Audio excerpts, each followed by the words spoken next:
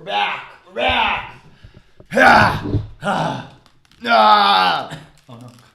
It's a vocal warm up that I learned from Stanislavski. Wait, am I balding? Is it like is my? I don't know. I'm so scared I'm balding. No, you're not. I literally think if I bald, I'll have to move away from LA. Okay, well, I'll be nothing. So you know how you had COVID? Yeah. Okay, so I've had it 3 times now. I know. And I'm just gonna let you know this. Mm-hmm. Your hair will shed. Yeah. In about a couple months, but it only does it for about 2-3 months. So it's not that bad, and then you'll start seeing it go back up. Yeah. So the first time I had it in February of 2020. Yeah. And then I was like, oh shit, am I balding? Right around April. Then everything came back around July. Then August I got it again of 2020. Then around like September, November, October, I started shedding a lot, and then February came back, and I was like, oh, thank God. So what helps is actually, I'm not a doctor or anything, but magnesium and vitamin D like really help my hair again. And now that I got it December 19th, Omicron baby. Wow. I know that probably around like February I'll begin to thin again. Just shed a little bit. Yeah, it is crazy how sensitive our hair is. Yeah, as men. Yeah. I mean, I was shedding a little bit, like more than usual in early April. Yeah. And I scheduled a doctor's appointment, and he was like, have you had any stress lately? And I was like, yeah, I kind of had a stressful month. And he was like, that's probably what it is. And I was like, really? Yeah. It's fucking nuts. Well, genetically, are you okay with the whole situation? Like, is your genetically, father? Yeah. My dad is late 60s and still has a pretty decent head of hair. Yeah, I think it's just stress. Yeah. Stop stressing out. Stop trying to make a living in the creative world. I do think that is a good way to eliminate your stress of saying to yourself, is this worth losing my hair over? Because even if you get super rich, if you're bald and ugly, it doesn't matter. Well, look at Jeff Bezos. He's a billionaire. Yeah. And he looks like that. I have a complex too with my hair. Why? You're beautiful. Well, I just it took me so long to figure out how to do my hair, and now I feel like I have. It's great. And I'm like, I don't want to lose it. I just figured this shit out. What do you mean? I used to shave my entire head. You used to be buzzed? Buzz cut. What? I know. Isn't that crazy? Wait, when did you start growing this thing out? Honestly, when I met Sid. Man, your wife is like, because she's improved you so. She really has. It's so sad. I'm such a sad loser, dude. It's like when we started dating, I started growing my hair a little bit just out of laziness. Yeah. And she was like, that looks great. You shouldn't cut it. And I was like, no, I can't let it be curly. And she was like, you have curly hair. Like, that's what you have to do. Girls love curly hair. Like I didn't know that. I didn't know what I was doing. Dude, it's beautiful. Your wife knows how to make sure that you look fucking fantastic. Yeah, she really. Dude, it's all about the curls. You know how people would die for the curls. People die for the curls, and I got them. Yes. I got the curls. I'm so glad. You're going to be fine. You're going to be fine. All right, cool. Anyway, hello. Hey. Crew, we're back. We've had COVID. We've been sick for a month, but we're back. We're back. So we're slowly getting back. Hello, my name is Jonathan Garano. And I am Noah Finling. And welcome to The Bottle Club. So what's going on? Man, I am 12 days out. 12 days out of COVID? Yep. I'm negative. I'm feeling a lot better. Fuck yes. Congratulations. Do you still have the brain fog or what's going on? No. I don't have any brain fog. I'm very lucky in that respect. But I did have brain fog when I had COVID. Okay, how did that feel like? It was terrible. Right?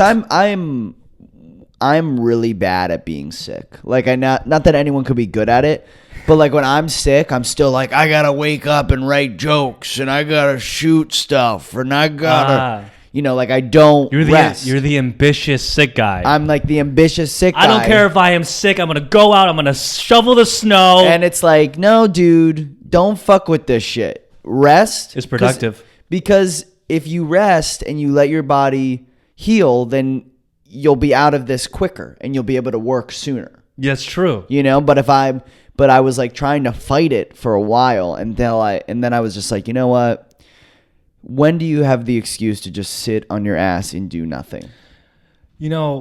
Okay, so my brother, he actually said that. So he got COVID. Well, first off, my sister got COVID. We all missed Christmas. I got COVID. I missed Christmas. And then my brother on the 28th, he got COVID.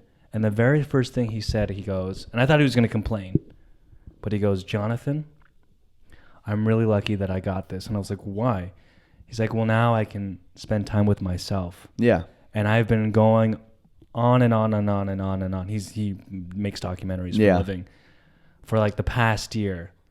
And because I've been able to take a step back into time for myself, maybe this is a good thing. Yeah, it's a good thing. Then he starts coughing and then sneezing. But like, you know? I mean, also like I was like 3 days of the 10 days, I was really sick. Like I was like in bed, asleep, like really, really sick. And that's why I kind of don't get people being like, whatever, it's not that big of a deal. And it's like, well, do you want to be sick at all? Who wants to be sick? Why do you want to be sick? Dude, what is this, America? Now, all of a sudden, we want to be sick now? Everybody loves being sick? You're like, I want to cough.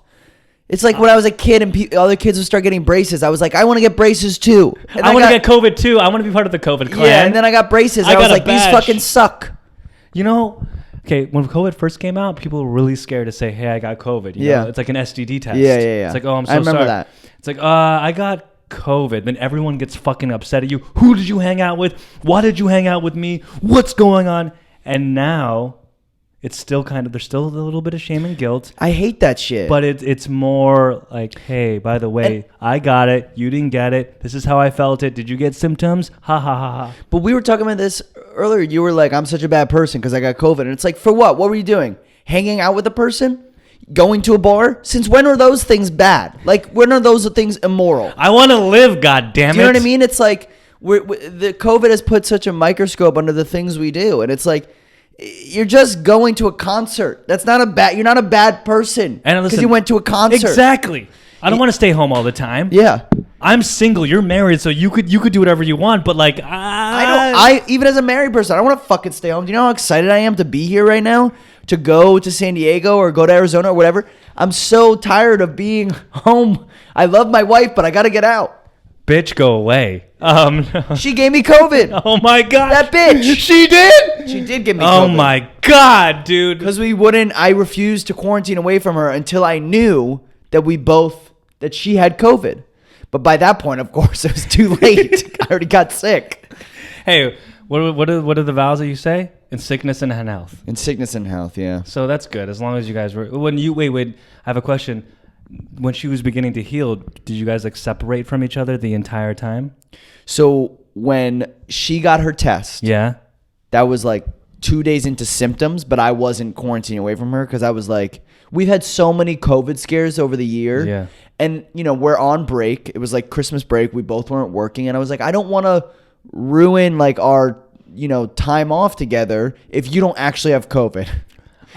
So 2 days in, she gets a result. She's positive. I'm negative. And of course, I'm so stupid. I was like, okay, fine. We'll quarantine now.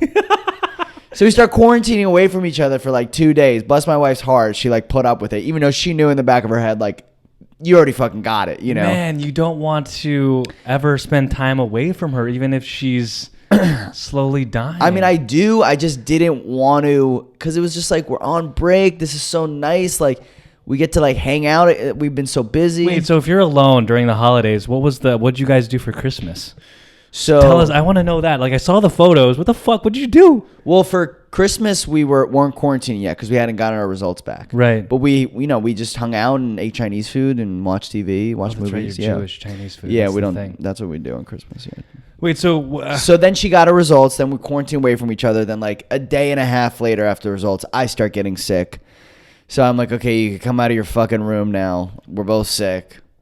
You guys are sick together. And then we were sick together. See, when I was sick, so guys, the reason why we took fucking forever is because we came together and we did like a Zoom show, you and me. Mm-hmm. But we were fucking sick. Yeah. That we couldn't really do anything. We were just like, it's crazy. COVID it was so like bad. 7 minutes of complete silence at one point. I could not. I just wanted. I wanted to hang myself. We wanted to spare the crew. Yeah, that episode. But we're back. We're back. Wait, so you're writing for the late night show? I'm not writing for the late night show. Okay, what? I submitted a writer's packet for the Tonight Show, dude, which is how they Congratulations. Thank you. I mean, it's not a big deal, but it is a big deal. What are you talking about? How many people get to submit packets to the Late Show? I would say probably 500. Dude. That's 1 in 500. That's 1 in 500 people get it? Dude, that could be No. I would say 3 in 500 people get it. Dude, even to have the opportunity. No, it's to cool. this. Yeah, it's cool. It's very cool. Oh. I'm struggling with it a little bit because, you know, I don't think I'm the best type of late night writer. What's a late night writer? What did they do? I think late night writers, I think I'm a good sketch writer, so the sketches I'm submitting I think are good. But the late night writers, like a big part of it is like being able to write like set up punchline, very traditional jokes for the monologue. Because, you know, Jimmy comes out and he does a monologue. That's Jimmy like Fallon, that's how every show opens. So I don't think I'm the best at that. I'm not bad, but I don't think that's my strength. So I just get in my head about it because I'm just not that good at it. And it's also something that I don't want to be great at it. I want to be better at telling stories. Okay. Like that's my passion. But what happens if you get this? What happens? I'll have to move to New York. Then I got to move to New York. Yeah, or we'll figure out the. No, we're not doing a fucking Zoom show ever. No, it's got to be in real life. We got to sit down. Yeah, dude. But good luck.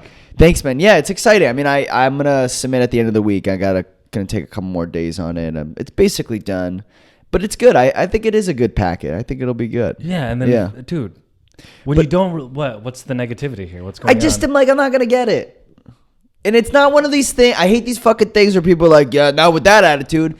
No, it's the opposite. Usually in those moments, okay, it's like when you're talking to a girl, right? You're like, when you don't think about her anymore, when you start flirting with other girls, then she comes back. Then she comes back and she's like, "What's up?" And you're like, "Fuck." Yeah, now that I'm actually enjoying my life, some other job is gonna come and take me You're away enjoying from your that. life. You love LA. You love your wife. You got yourself situated. I love my podcast. You have your hair all intact. My hair's finally fucking working. I don't have COVID anymore. And then suddenly this fucking stupid opportunity of writing in the late night show shows up. I mean, it'd be really cool. It would be really cool. It'd be life changing. It would be really cool. It'd be good money. It'd be a blessing. I mean, I hope I do get it. I'm just like, I just don't think I'm gonna. Positive mental attitude. But I mean, you're like, one of the coolest things though is like news stuff. So you're like, what's happening in the news? Like now I can like pick your brain. With I know. shit. I've been reading the news a lot this week to write monologue jokes. So. And what's the big thing? I think one of my favorite stories I read is that world leaders have just been. It's been reported that world leaders are just asking Joe Biden if America is going to be all right. Just like straight up asking him. Wait, what? Like on meetings and stuff, people are like, "So is America gonna be okay?" Which of course he's definitely lying. He's like, yes. There's no way he's not lying when he said, like, you know, he's not telling that he's not. I mean, but Biden is very. I feel like he's very optimistic. Very even keel. Very even keeled. So even keel and boring. He would like if I were the president. This is why I could never be president. Yeah, because I would have no bedside manner. What would you do? They'd be like, "Is America gonna be all right?" Hell no. We are fucked, man.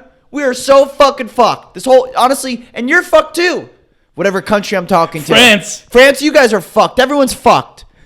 You know, I would create a riot in seconds of being in that office. Good thing you're not the president. No, it's a great thing. I could never be a politician. Wait, so they're just sitting in the meeting. Oh, hey, how's it going? I'm from Turkey. Yeah. Syria. Iraq. Is America going to be all right? North Korea. Because, you know, we do really have, I mean, not to get political, but, you know, these next 3 years are kind of interesting. You know, the laws made against allowing people to vote in different states is like really troublesome. Like, they're not wrong for worrying about that. And then I read this other thing that a conservative columnist, a scholar in Canada was saying that he expects by 2030. Listen to this: by 2030, I'm so excited. America will be run by a conservative dictatorship. That's what he predicted. Oh, I could see that. Which is also like with the gerrymandering and the oh my god, and all the voting. You know, trying to keep people of color out from voting and sounds like Survivor voting blocks. Seriously, it's crazy. My thing is, I feel like we already just went through that, so I don't think you're predicting much. It just happened. Okay, so get this. But it could get worse. Speaking about conservative stuff, there's this new social media app site. It's called Gettr. Gettr. Gettr. Okay. Get her done. Get her done. Yeah. Here's I don't even know why they call it Gettr. Probably because of that. Get her done. Oh, I was thinking more like, you know how Gettr. Yeah, Gettr. Like lock her up. Lock her up. Yeah. You know? We don't care about women's rights. Yeah. Gettr. It's basically saying, hey, this is a place for freedom of speech. Yeah. And also anti-cancel culture, whatever the fuck that means. Yeah. So that's like Joe Rogan just joined. Steve Bannon just joined. Maybe I need to get on it. Yeah. It's this whole fucking anti-PC culture. It's such bullshit. Like I was thinking about this today. Yeah, what? That people who have a problem with like using the correct pronouns, like they always blame it on the grammar. They're always like, it doesn't sound right. You're telling me I'm supposed to say they is doing well? And it's like, Susan, you work in a lumber yard. Like, Susan. When did grammar become a passion of yours? You know, I've heard you refer to your two kids as used tos. What are you talking about? Why are you? It's just so stupid. I just don't. This is one thing about. I mean, not to get political. Yeah. But I love how we preface everything. We're like, not to get political, but we're about to be political. But I feel as if a lot of conservative individuals that complain about the situation regarding like, oh, fuck PC culture and fuck all these pronouns, they're always saying these Democrats, these leftists are so sensitive and are the biggest snowflakes. Yet, for someone to complain about just a fucking pronoun, they're the one having a temper tantrum. I don't know who's really the snowflake here. Who's really the most sensitive one here? I know. Out of all the things to complain about, but you know what Democrats are complaining about? Usually the leftists. We're complaining about like injustice. Yeah. And you're complaining about a fucking pronoun. Yeah, or like a way someone's talking. You're not listening to the complaint. You're picking apart what they're saying. Exactly. Yeah, it's frustrating. It's why nothing can get done. But, not to get political. Not to get political. We don't want to get political. But yeah, I thought that was a funny story. I read this story about there's this sheriff's department in Louisiana. They were doing like No Shave November as like a fundraiser. Wait, so they just grow out their beard? They grow out their beard in the month of November. It's a thing. Yeah. Oh yeah. I tried that. Yeah, I tried it too. I'm still doing it. Dude, this is 4 days. Yeah. I'm Asian. It's like completely. I know. It's like butter and smooth. That's why. See, that's why. Certainly, there are no Asian officers in this department because they would be like not able to contribute. They would not be able to contribute. I think one of the scariest things, though, as like a person that can't grow a mustache, is if I grow body hair. And the reason why is because imagine you do grow body hair in some places. You know those places. Yeah. But like I want to make sure that everything is congruent and consistent. Because if I go starting from like the nose down, like, oh my God, no hair, and then, there's hair, I think that just looks a little strange. But then I don't want to be completely all gone. Yeah. Like, oh, no hair, baby. No hair. So you want to be like, no hair, a little bit of hair, a lot of hair, a little bit of hair, a little bit of hair, a little bit of hair, no hair. Exactly. Yeah. It's like it's a crescendo of hair. It's a crescendo of hair. But from top to bottom. Yeah. I would say, I would say I'm getting pretty hairy. I'm starting to get pretty hairy. I can't really grow a beard, like a little bit. Do you have chest hair though? I'm starting to get some chest hair. But I hear that women love that.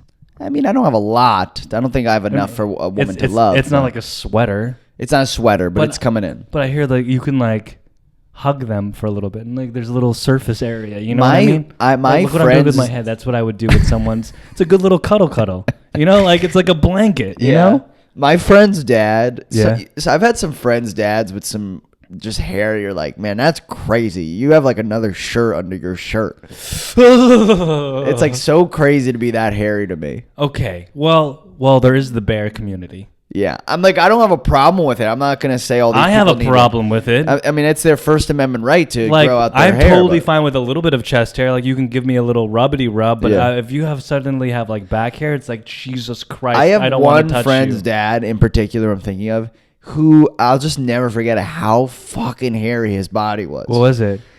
Who was it? No, don't tell me who it was. No, but what did it look like? It was like he would take his shirt off and like it was just hairy. He was like a fox. Like a little cub, like a little baby cub. it was like so hairy. I remember going to the pool with him and him getting out and just be like, so much hair. Some European men look really good with that. But I wouldn't want that. It's the back hair though. Well, because of the weight. Well, if you have too much, like I feel like I'm just being weighed down. No. You know? That's not a thing. That is a thing. You know how, like, okay, for example, if you have a lot of hair, like sometimes you get headaches because you're like, whoa, there's just a lot of weight on my head. Imagine so much hair that you're like just weighing down. Like, that's why do you have like a hunchback? Oh, because of the hair. But the back hair is scary for me. Ooh, yeah, I don't have that. So you know how I like massage people? Mm-hmm. One time my friend, he's like, hey, can you massage me? And I was like, I'm so down. He takes off his shirt. I'm like, I don't know what to do now. Well, he took off his shirt for you to give him a massage? Well, a lot of guys take off their shirts for me when I give them massages. I'm just letting you know. Dude, I massaged my friend the other day. Do you charge? No, because I do it out of love. Yeah. And I was massaging. You like connection. Oh, I love connection. Yeah. And if I'm going to, so my best friend's a girl. Yeah. And so I massage her because she loves to get massaged. Yeah. Who doesn't? Right. But I don't want to be that guy friend that just massages the friend that's a girl. So I'm like, yo to the guy. And besides, I'll get you in 10. I got you. And I like his body anyway because it's like big and it's fun to like touch the back. It's fun to touch the back. And so he took off his shirt, so no hair, thank God. And then I'm doing this new thing where I'm massaging people's feet. Oh. And women feet are like so much better because they're small, they're petite. Usually they're well clean, maintained. Yeah. They're well maintained. And then I got, Jonathan, don't be that guy. You also have to do her boyfriend. Oh man. Yo, you're straight up simping, dude. Well, because I don't want to be that guy, like that friend that I have to do both parties. Yeah. The only time I would just do the girl solely is if I'm trying to get with her. Yeah. Because a foot massage is very sexual, I realize. I'm very sexual. Because after I was done with it, she was like, whoa, that's I don't very think sexual. I would let you give me a foot massage. No, because I would be so... Because... It's so intimate. Oh, it's so intimate because, okay, you start with the feet and then you like the inclination or the subconscious move is go to feet, go to inner thigh. Yeah. Oh, yeah.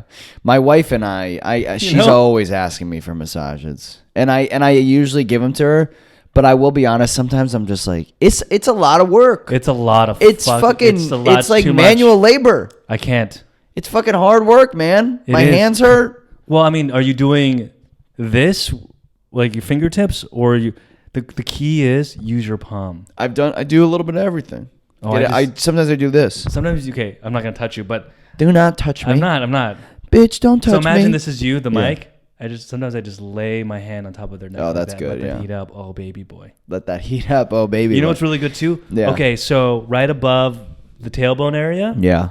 If you just take your hand and slide it there and hold it there and heat it up, for some reason, I don't know what it does, but God, women love that. You know, and also some guys. Men need to work on their feet. Oh, like what you said, I do agree. I think we need to step up our feet game. Because you see some old dudes with some broke ass feet, some fungus and shit. It's disgusting. Well, you have to understand this. What? We're men. Yeah. You know, we go outside with our bare feet. But that's fucking no excuse. Like, I will not cut my toenails for way too long. Ugh. It's disgusting, Jonathan. Well, I've scratched my wife's feet in bed. Like, I've given her cuts on her legs. Because I'm too fucking lazy. You cut it. She's bleeding? One time, I literally cut her leg open. You got to take care of those toes, I know. That's what I'm saying. Men need to work on their feet. They need to put some effort into it. I don't know. I'm different. I cut my nails, but it's so... like, low. I don't know how to cut.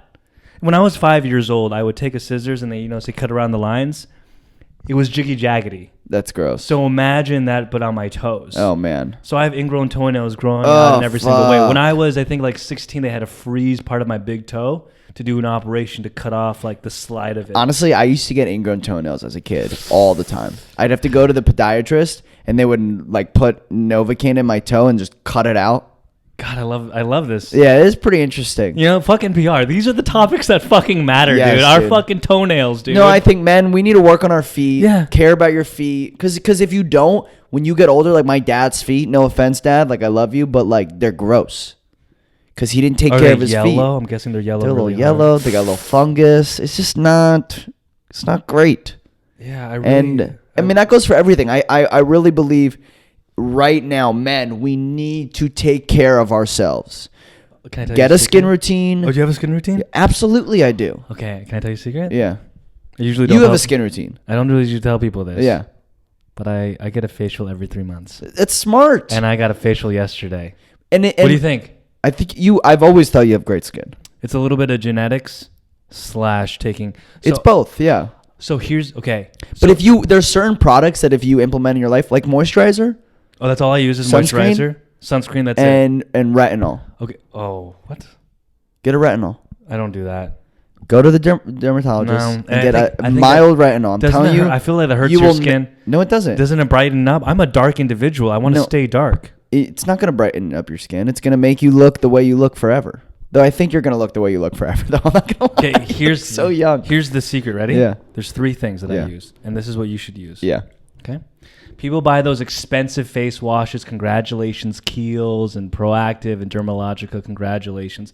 But I find that a lot of people that use them, usually their skin gets all fucked up, even though it looks kind of clean. This is what I use. Ready? Yeah. Baby shampoo Johnson's baby shampoo. You wash your face with it? That's my face wash. Wow. And then because it's free of parabens and it's like only $12 and it lasts for like 4 or 5 months. And then moisturizer cream and a sunblock. That's it. That's smart. That's good. It. I mean, we need to do this. We need more men need to get. I mean, most men when they go to sleep, they just fucking brush their teeth and they get into bed. You need a whole routine. You need a routine. Also, it's fucking relaxing. I feel every night I go to bed, I feel like I'm going into a spa. You have like a face mask. I walk into the bathroom. I wash my face. I moisturize. Eye cream. Little retinol. Eye cream. I should do that. Eye cream. You look so fucking fantastic. Do you do your neck too? Yeah, moisturizer on my neck. Nice. Yeah, you don't want your neck to look old. I mean, like, this is the thing, though. Most men don't care because they're not examined. You know, like, even women who aren't actors, they're examined by men. That's so, like, but, in a way that's touching in a way. Yeah, you know? But most men, we don't, women are so kind. They don't care as much what we look like. Well, like, they want us to be good looking, but they're not looking at the small details. Men are pieces of shit. we're like, you got a pimple on your fucking nose. When I was in high school, I had fucking acne all over my face. Nobody said anything. Women still were entertained by me. But one girl gets one fucking, cold sore on her lip. We're like, oh God, she's disgusting. Man, men are pieces of shit. We're pieces of shit. We're pieces of shit. We're trash. We're fucking trash, man. But I'm on camera. I'm an actor. You're in camera, so it's like I need to look good. I need to be camera ready at all times. Well, like I said, you could be either 21, 22, yeah, or 40. You think so? Yeah, dude. You think I could be 40? You could, if you really tried. But for sure, you have a baby face, and for sure, I look at you and I'm like, oh, this guy's 21, 22. Okay. Especially your energy. But then if you want to push it for those older roles, yeah, you can go 40. You could be like a young 40-year-old, All right, cool. I see it. I'll take it. I see. You just got to do your furrow brow more often, so therefore you get more wrinkles on your forehead. Yeah, I'm trying to protect the wrinkles on my forehead. You're fine. I'm trying never to move my face. I did get so I got to tell you the truth too. Fuck. Yeah. In December, I got a plastic surgeon consultation. Okay. Yeah. Nothing wrong with that. I just wanted to see what I should get. We need to normalize this shit. So we really do. This is down, so good that you're talking about this. They took photos, and then I said, "What do I need?" And the woman looked at me, and I go, "Do I need Botox?" And she's like, "What?" Yeah. She's like, "You don't need Botox." Maybe there's like an ego boost, but then I'm like, I really want stuff underneath my eyes taken care of because genetically I have this weird, like sometimes my eyes get a little puffy. And she said, "Yeah, we could do that." And I'm like, how much does it cost? And guess how much it cost? Okay, so they could do $1,200. Okay, well, here's the thing. So there's 3 different types of eye things. Okay, first off, they have one where they insert little plastic things that go in your eyes to take care of it. It's like fillers. Then they have another one where they go in and they do like a little cut incision. And then the third option is what I need to get because my cheekbones come out a little bit further. And this is the procedure. They would go in, they would cut underneath, so then the puffiness goes away. Then it becomes super like indented. Then they take fat from my abdomen, they put it in, and that way it starts like flattening it out. Wow. But I was watching some Korean show, and the double eyelids, like when I have, are like a big thing right now. So I'm okay, I think. Yeah. But so to do that operation, guess how much it would cost me? $3,000. Oh, dude, that is no. 12. Ready for this? So I got the consultation bill. You got to build for the consultation. Oh, sorry. They would say this is how much it costs. $22,500. It's just not worth it. That's what the plastic surgeon said too. She's like, hey, just letting you know, like right now, It's just not worth it. it's not worth it for you. Yeah. And then I joked around. I was like, well, I could be like a white woman one day. She laughed for a little bit, but. No, it's crazy. This stuff is expensive. That's why you got to take care of it now. Right. Because you know, the stuff that you do, that does help. It puts off those types of surgeries. Because wouldn't it be nice to be like 55 years old and being able to be attractive enough where you could date someone that's like 37 and they would think, oh my God, you guys are the same age. Yeah, that would be great. You know? I know you would like that. I would love that. Yeah. I mean, definitely I'll probably be married by then and hopefully my beautiful individual partner, whoever it could be, Yeah. man, woman, child, Yeah. man or woman, sorry. Not the third. Oh my God. Definitely not the third. Man, woman. Man or woman. Yeah. You know, hopefully Or non-binary. yeah. Yeah, man. I'm a big proponent. I love this. Crew, if you have any questions, put it in the Discord. We will help you. We will advise product. By the way, I fucked up. I was sharing out the Discord. Dude, I need to get back on this podcast. I mean, the good thing this is like, we're starting today and Yeah. we're going to start like grinding it out again. We're ramping up. I fucked up with the Discord. I realized that our link didn't even work. Oh, really? Yeah. So I don't even know how we got like 20 people, but. Because if you build it, they will come.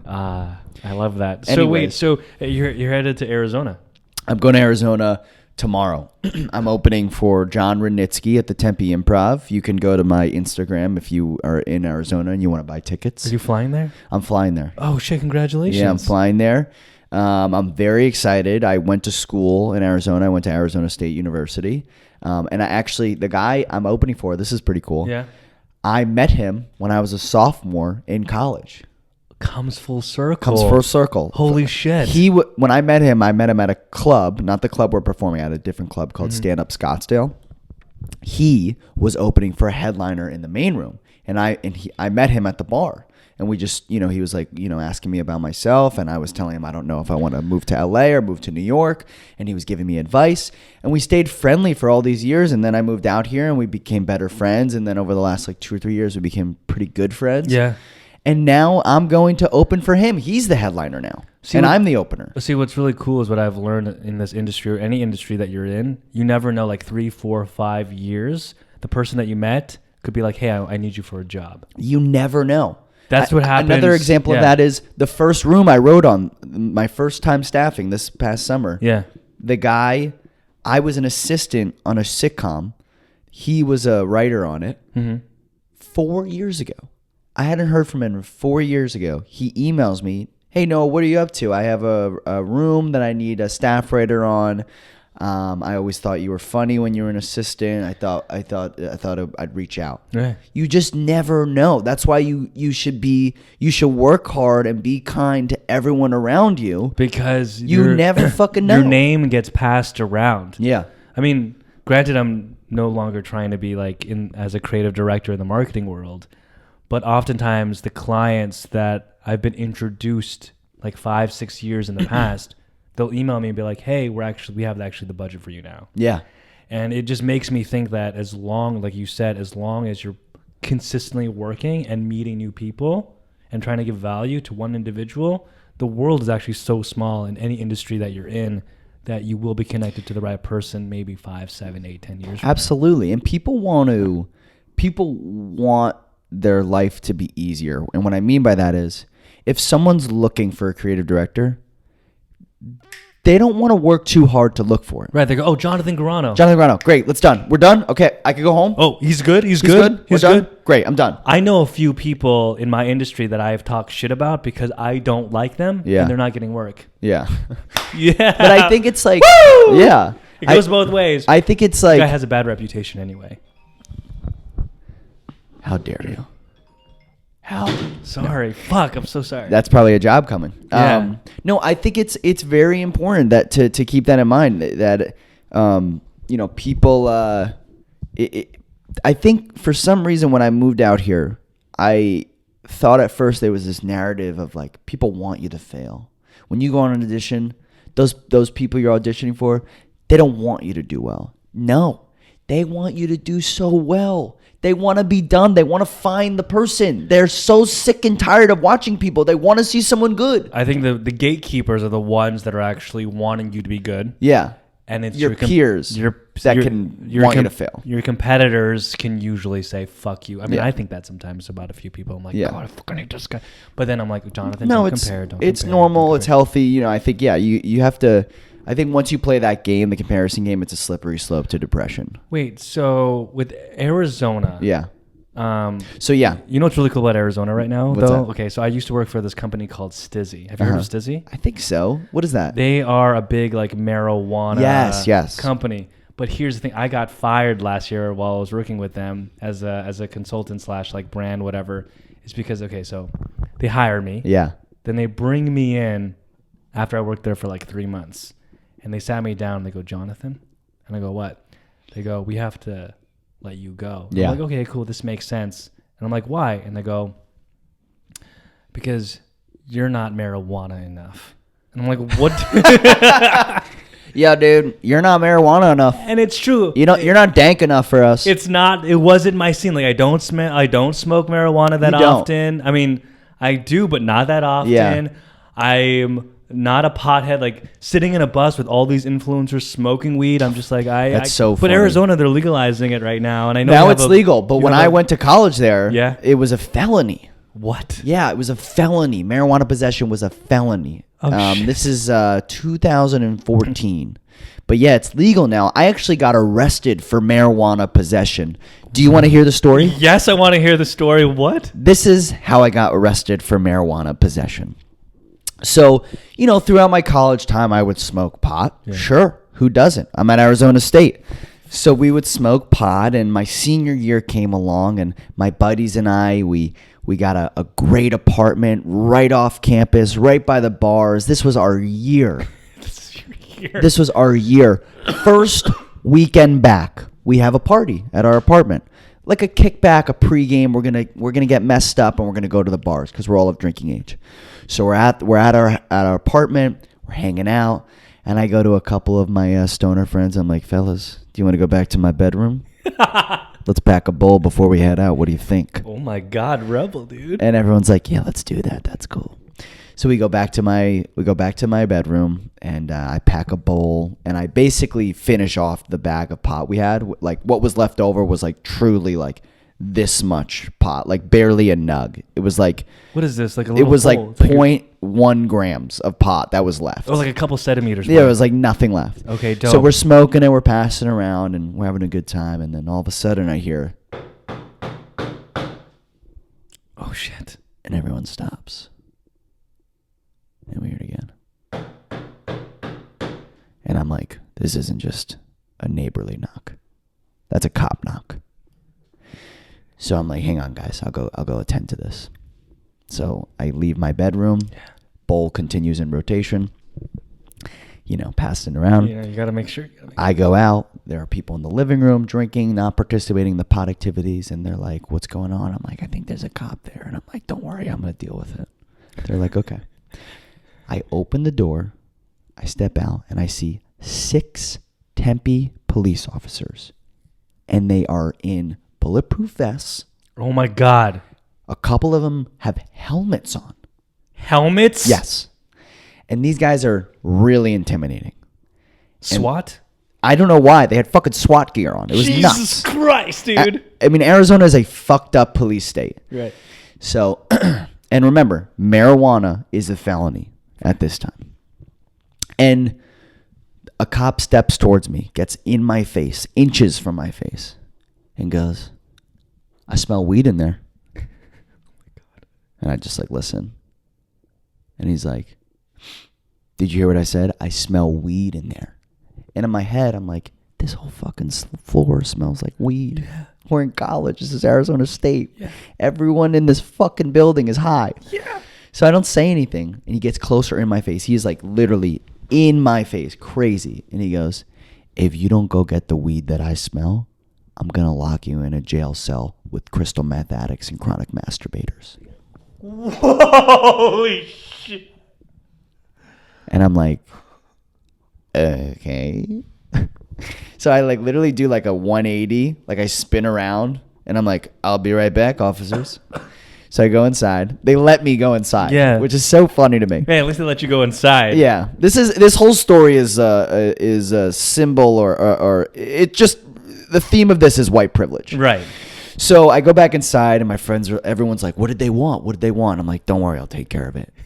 So I go into the room, I open the door, all the potheads are like, what's going on? Who's out there? I'm like, it's the cops. And they're like, what? And I'm like, they are like, they want the weed. So I'm like, I'm going to deal with this. They're like, okay.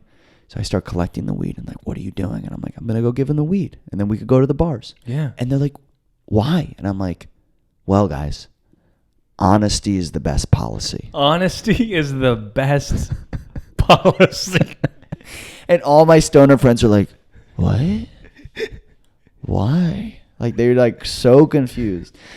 And I'm like, just trust me. And they're like, no, let's just flush it down the toilet. Let's leave. Like, we don't have to talk to the cops. And I'm like, no, honesty is the best policy. I say it again. So I walk out of the hallway, and I'm not kidding. I have a bag of pot with like this much weed in it. It's like nothing. It's like barely. It's a couple centimeters. You could barely even pack another bowl with how much weed I had. Jesus. So I go back out there. It's like a cough drop. Yeah. I go back into the hallway. I pass the living room. All my friends are like, what are you doing? I'm like, I'm going to go give them this weed. And they're like, no. And I'm like, guys, I don't think you understand what I'm saying. Honesty is the best policy. My dad taught me that, okay? They're like, your dad really told you that? I'm like, yes, that was preached in my house growing up. Honesty is the best policy. And they're like, okay. They're like, whatever you say, Noah. So I open the door. I pull up the bag of pot and I go, hey, officers, sorry to make you come out tonight. This is my pot. This is my pot. I'm really sorry. Have a good night. So I do another 180, turn around to go back inside, and immediately shoved into the door really hard and handcuffed and arrested. Oh, my God. Miranda rights being read to me. I start hysterically crying. I'm like, what are you doing? And they're like, well, you just owned up to saying this was your pot. We're arresting you for a marijuana possession. I was like, seriously? You said if I didn't give you the pot, you were going to lock me in a jail cell with crystal meth addicts and chronic masturbators. And they're like, yeah, but you owned up to it. Now we have to arrest you. And I'm like, I'm a good kid, please. Like, I'm freaking out. I'm just crying hysterically. And they're walking me down this hallway. So it's me and it's like 6 cops behind me, and I'm handcuffed. Jesus. And they're walking me down the hallway, and they hit the down button on the elevator. Elevator door opens to, of course, 10 beautiful Arizona State women getting ready to go out. Of course. The door opens to just me hysterically crying. The cops shove me into the elevator. They like make room into the elevator. So now it's me, 2 cops behind me, and then on the perimeter of this elevator are 10 ASU girls, and nobody's talking. Jesus. Like, everyone. It was funny because like when the doors open, all the girls were like, oh my God, it's gonna be such a fun night. And then they saw me and they're like, who is that? This is scary, you know. Crying? So they shove me in there, and I'm literally the only thing that can be heard in this elevator are my sniffles, like me crying.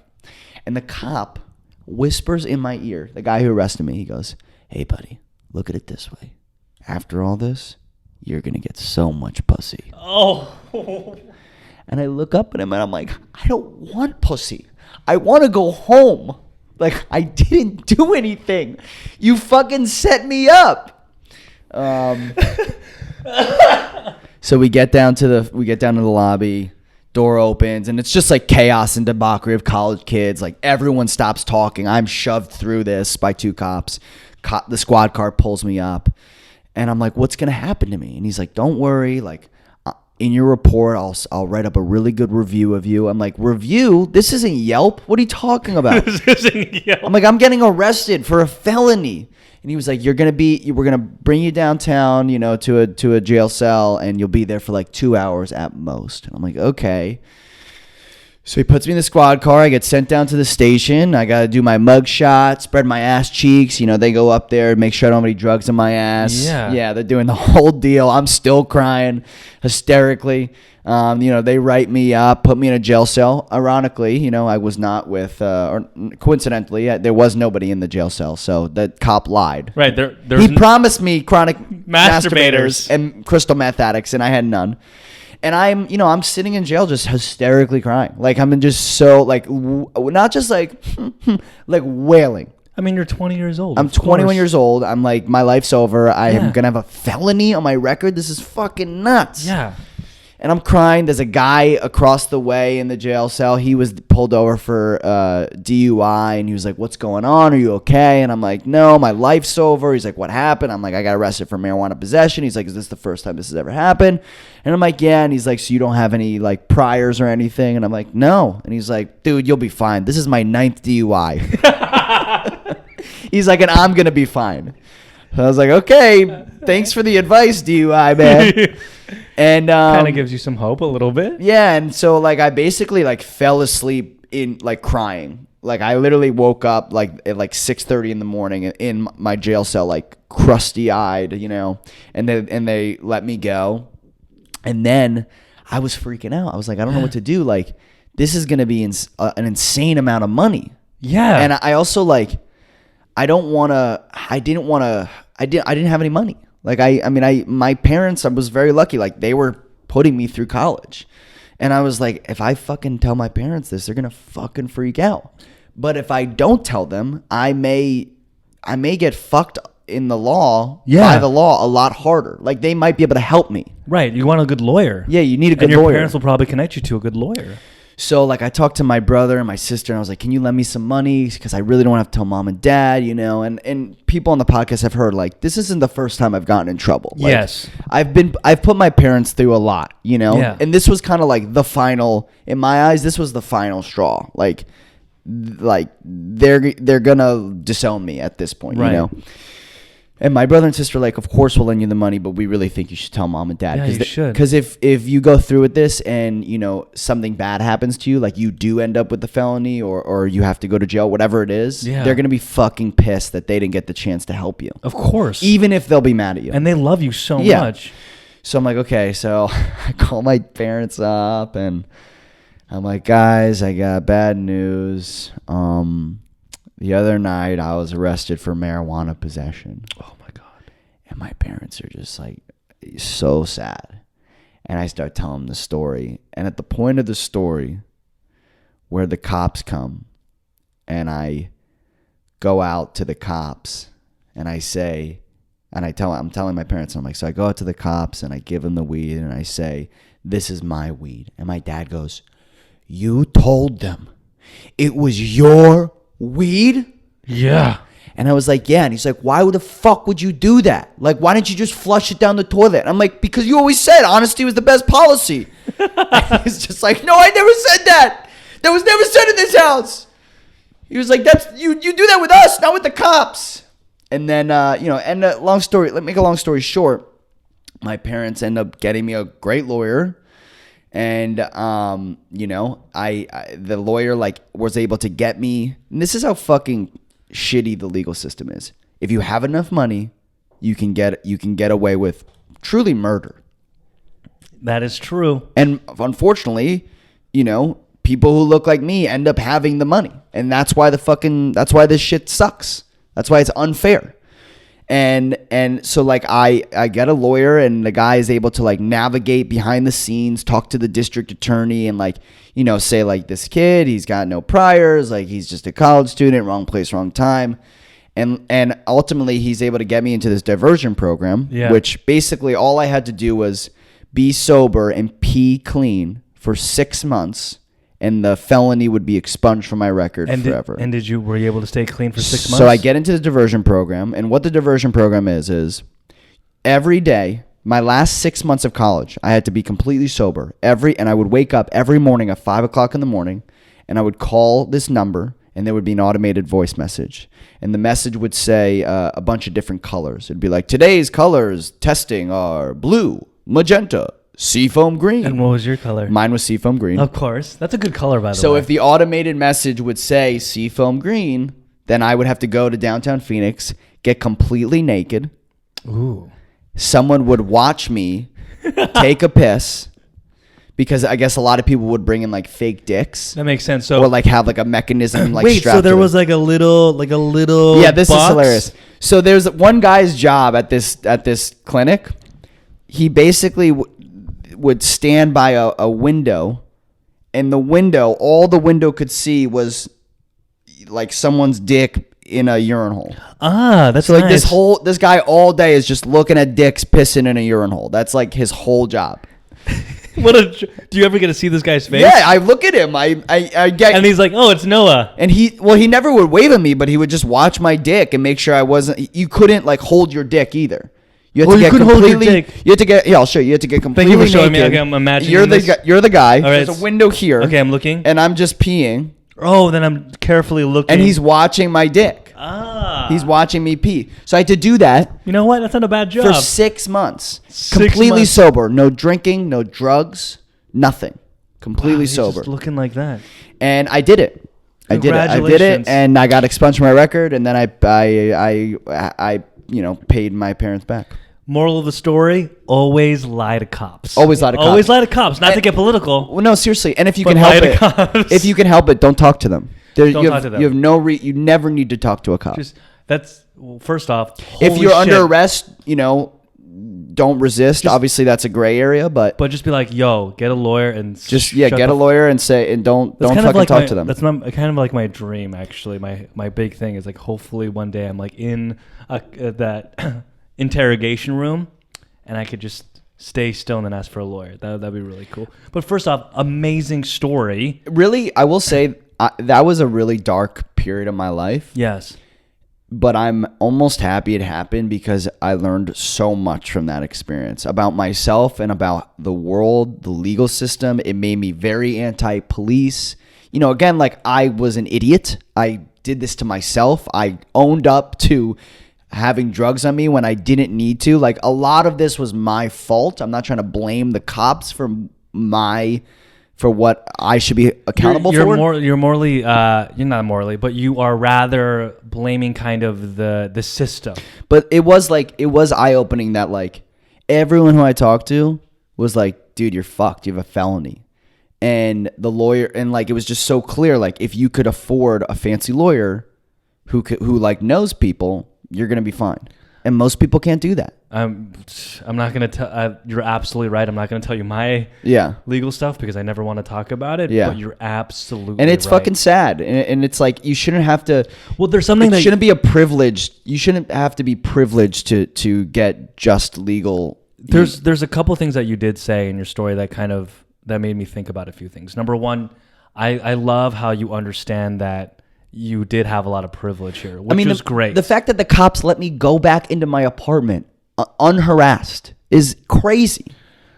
There's one thing that you said, that people that look like you that have a lot of money usually can get away with something like this. But also remember, even people that look like you, just on a general scale, Totally. there's a book called the New Jim Crow, which talks about this, where basically people of color will oftentimes, even they commit like the same crimes as a person that's not of color, they get sentencing, same crime, Way same harsher. everything, like times 10. And look, like, I didn't come from a ton of money. We were like middle class, but it was enough to get us through this. Right. Thank God. It's just crazy to me, a little centimeter of a little nug like that, and you had the SWAT team all over you. I know. I mean, Arizona's such a fucked up place. There's a lot of places like this. Like, what bothers me most is this is the other thing about, like, going back to COVID, of like, people are all of a sudden bad people or immoral because they want to go to a bar and have a drink with their friends. Yes. Or my life deserved to be over because I wanted to smoke a bowl in my own apartment. And was it hurting anybody? No. Exactly. And we weren't doing like, fentanyl or like something that could like kill us. Like, we were by ourselves having a good time, not hurting anybody. But like these cops felt like they needed to like ruin or attempt to ruin my life. You know, like it's so crazy. It's a great story. I mean, I still smoke pot, you know, Yes. I still do. But it definitely made me like, you know, it put it all into perspective. I think not only perspective, probably about like how you're living your life, but understanding your own place in society. Yeah. And how it affects others and how you can get like affected from others. And I think saying that you have this privilege means a lot. Totally. I mean, you're a very progressive individual. I mean, I think what I learned from you is when you kept on saying like unhoused.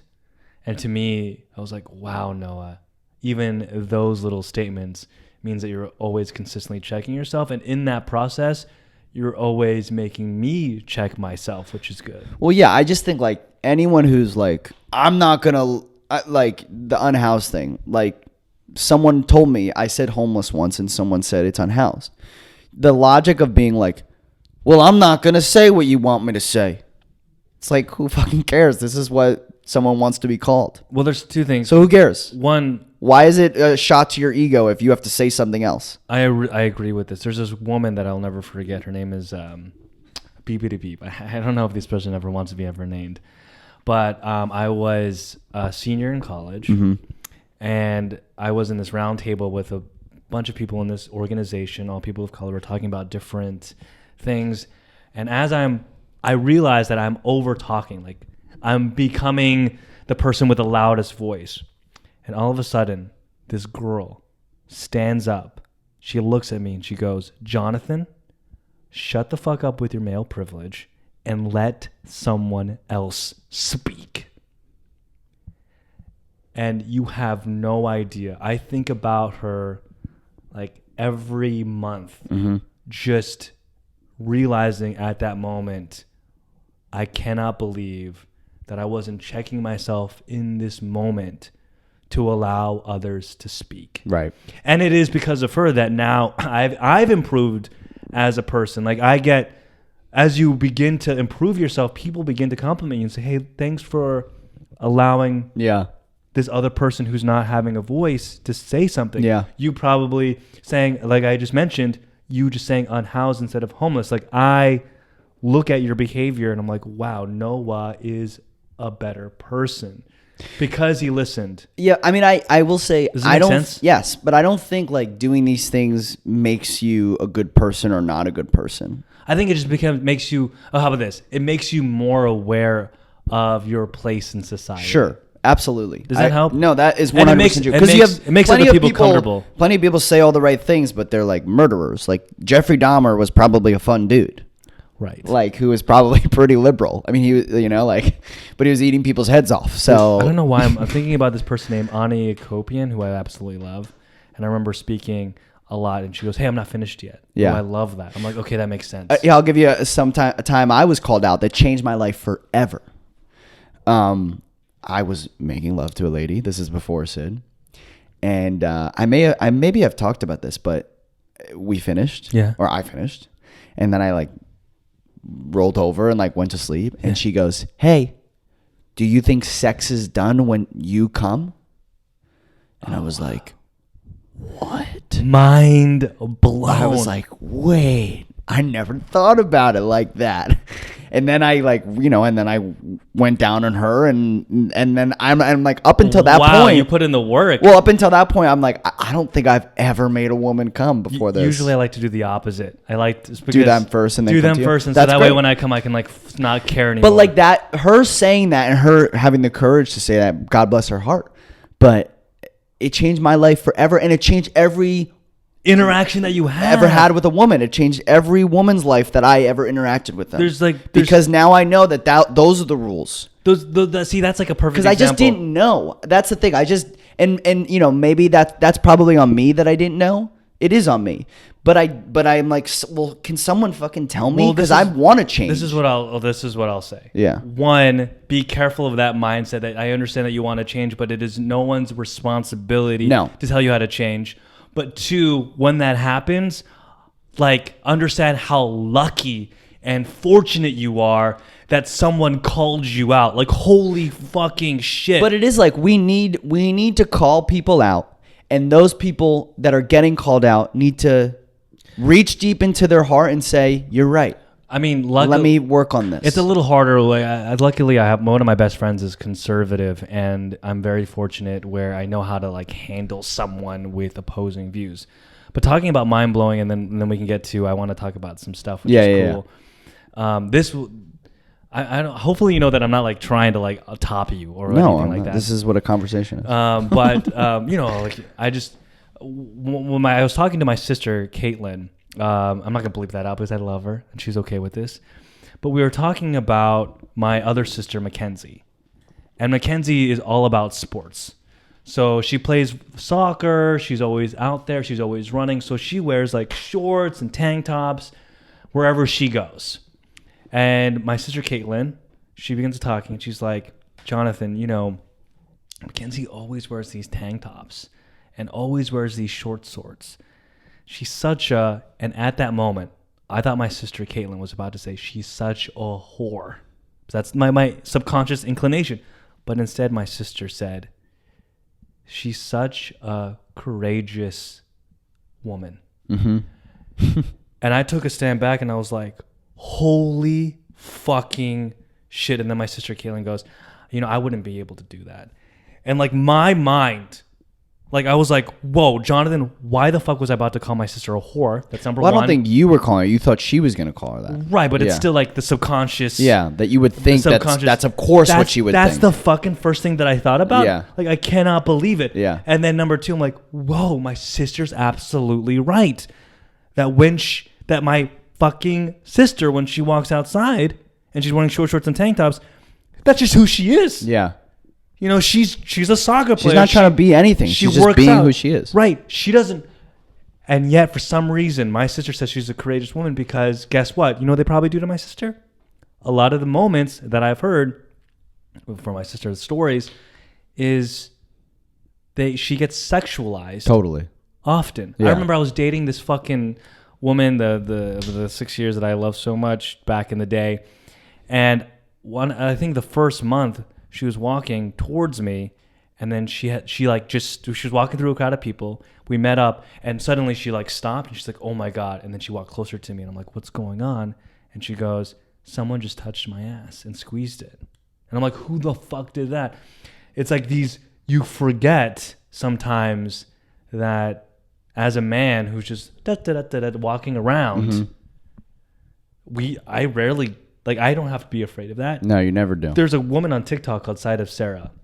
She's cool, and she travels everywhere. And she had this one post I remember about how when she travels, it's, like, hard for her to, you know, go out there and often meet new people to travel on these expeditions. Right. And I, as a person that's very extroverted, who interacts with strangers all the time, just responded, oh, you could just ask strangers, and a lot of people will definitely open your doors and help you out. And she responded with, Jonathan, I am a woman. Think about that. Again, like, oh my God, like mind Women blowing. are amazing.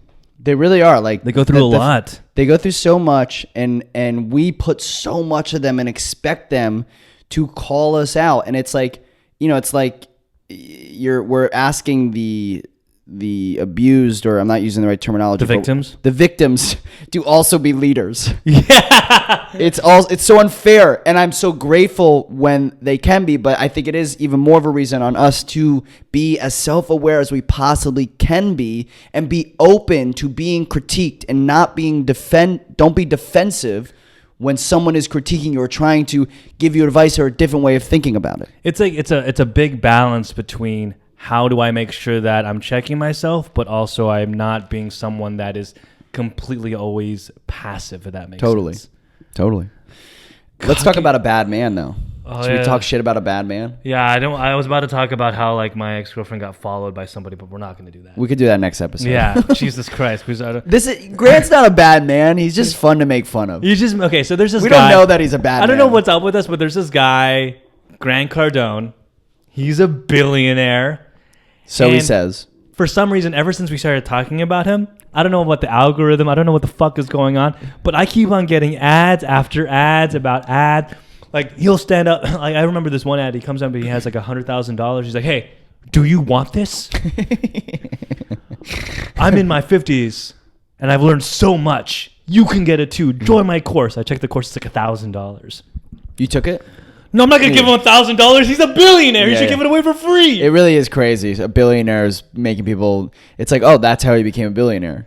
It's like, hey, you want to become a billionaire? Give me $10,000. I'm going to tell you exactly how to become a billionaire. Yeah, and you give me $10,000, and you give me $10,000, you give me $10,000, and in 10 months, I will hold this course when I am a billionaire, and I will tell you how I became a billionaire. Man, we should. I'm telling you, we should make a course. thebottleclub.com/course, teaching people how to make a lot of money. Yeah, how to be better men. Yeah, how to be better men. This is starting to turn into a men's rights podcast. For $3,000, you can learn how to be a better man and take care of women. It is so easy to be a good man. It's just don't be a bad man. I don't know. It's I know sometimes hard. Okay, so this ad got popped up to me, and I just felt like showing you. So basically, he starts off in his private airplane. Okay. And he's like, "Hey, do you want this life?" That's how first off, his daughter's playing in the background, but I don't want to use her, so we're not going to show the clip of the daughter. But he's like, "Look at my kids playing around in the private jet. Do you want this private jet?" So I'll just show you, and then don't worry, crew. I'm going to put this on the thing. How do you? Oh, this is how you press play. I don't even know how. You don't know how to use it. I don't know how to. Okay, so here we go. Whatever they want in life, and then other people it's just so hard.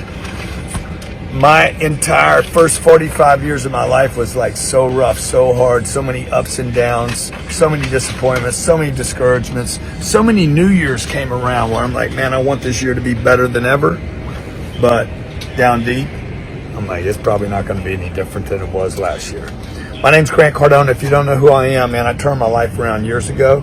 I've turned it into something super special. And I want to share with you the 4 things that I have done in my life in a short training that's free at the link below. I'm going to share with you 4 things when you add these to your life in 2022.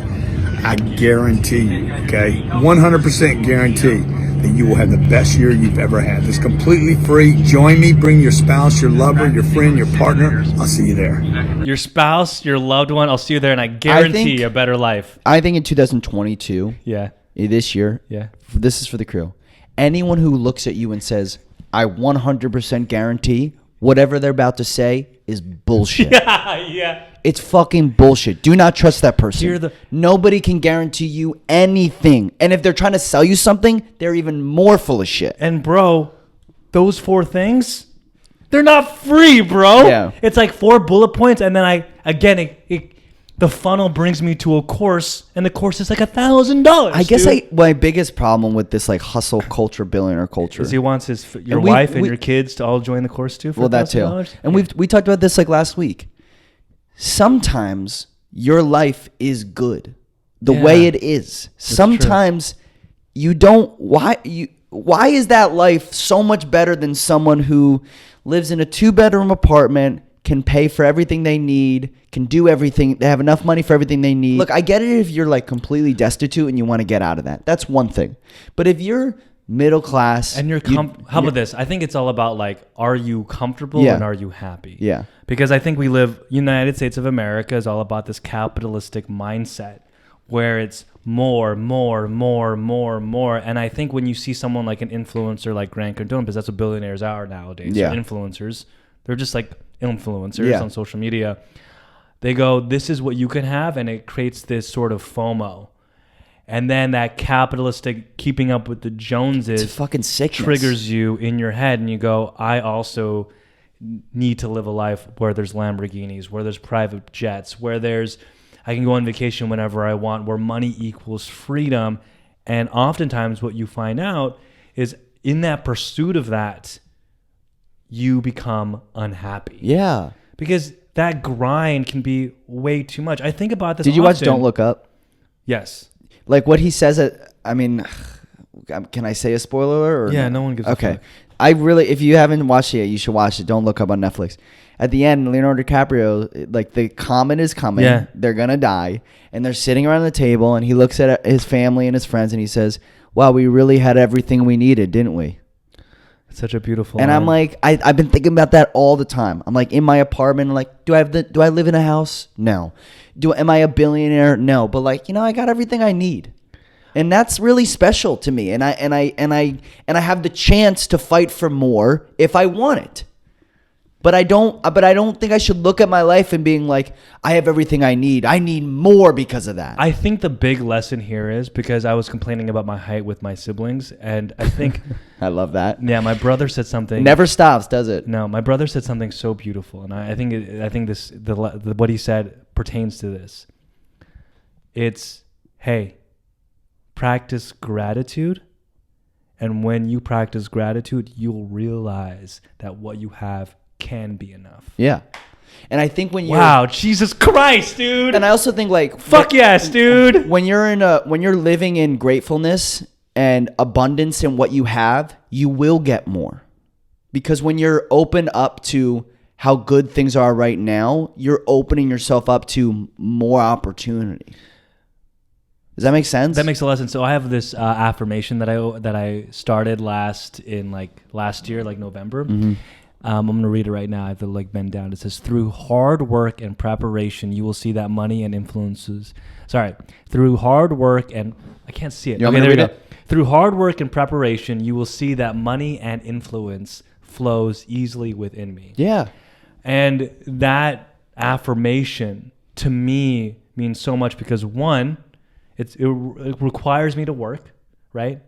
But two, it requires me to, again, be grateful for what I've accomplished and what I have. See, my biggest flaw with someone like this... Sorry, did I cut you off? No, you're good. My biggest flaw with someone like this is he's already talking about the results. Yes. He's so much more focused on being a billionaire than the process to becoming a billionaire. I'd be open to being more, but let's talk about the process. I'm always talking about process, right. Deal. It's all about process. It's about the work, the preparation. That's what your focus is always on. Always needs to be that. It is never about the result. Bro, have you heard? So I'm reading this book called Atomic Habits right now. I think it's by James Surley, whatever the fuck. Atomic Habits. Yeah. And he says, stop thinking about the goals. Stop thinking about what the result's going to be. Rather think of this one thing. Does this action, does this habit help me become the person I want to be? Yeah. So it's like, is the process that I am doing right now help me become the person that I want to be? Yeah. I fucking love that. I love that. Let's end with this robot, though. I want to end with this robot. Or what do you want to end with? Yeah, let's end with this robot. I was pulling it up right now. So this dovetails into the point I was making about like can things just be enough? Because it's like we're finding like we're not even enough as workers, as humans. Yeah. We're now going full automation. We are literally our capitalism brains are like such disease that we want to make robots to replace hardworking people. Right. So those people can have a job. So there's this robot that's being created. Yeah. The robot gets... I see it. It gets offended when a scientist puts their finger in their face. Like it's like, get the fuck out of my face. This is already happening. Look at this. Look how real that robot looks. Whoa. Holy shit, that's so scary. What the fuck? Why?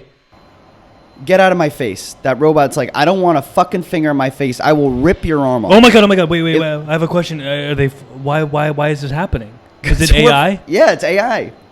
They're making these robots, and they're learning that they don't want. Oh my god. But this is what I don't understand. Like scientists are so smart, but this is why. But there's nothing they won't touch. Like, why can't we keep our hands off of this? Do you want to look at it again? No, I got it. Holy shit. Like, why? Like, do you not see how dangerous this is? So dangerous. Like, can we put it back in the fucking box? Like, I don't understand. Like, don't you see the risk?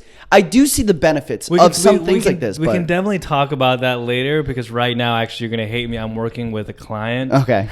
And we are actually doubling down on like creating content for the metaverse and AI. And I definitely hear you how scary this can be and putting it back in the box.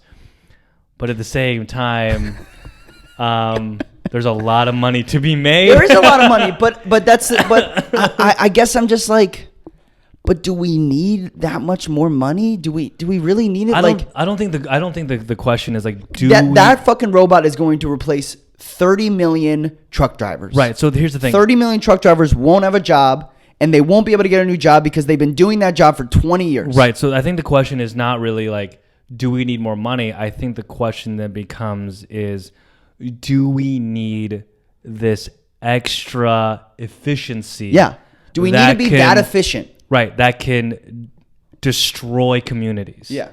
That you won't be able to get a job. Why do I need to get a job? Just hire a robot. I don't know. Unless there's a way to balance it, I guess. I mean, this is a whole nother topic altogether, which I have a ton of opinions on that we can. We should get into it next week. I think automation is a big conversation. Yeah, because it's a big balance. Remember, I am working on it, and I see like the benefits only because I am getting paid. Yeah. Thank you, Facebook Metaverse. No, let's talk about it. Let's talk about it next week. I'll tell you. Oh, it's so much fun. Yeah, it's so much fun. But anyway, y'all, that is the episode. Don't forget to subscribe if you're watching this on YouTube. We're putting out a lot of clips soon. We're gonna be grinding out. I'm fucking excited. Don't forget the Discord works now. It's beautiful. Holy shit, it is beautiful. And where can they find us, y'all? The Bottle Club, first and foremost, on all platforms. Yes, and yes. you could follow me on all platforms at Noah Built the Ark. Noah Built the Ark, and then you can follow me on Jonathan Garano. I love y'all. LUV. Peace.